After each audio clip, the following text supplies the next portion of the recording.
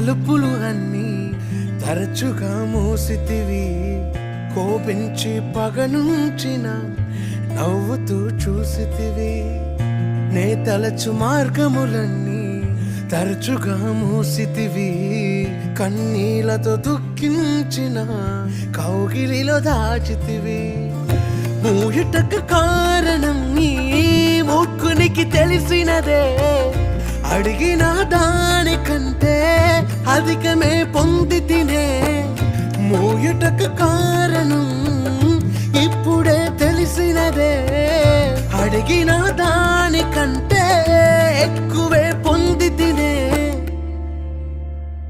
నా చిన్న చిన్న ఆశలన్నీ ఎరిగితే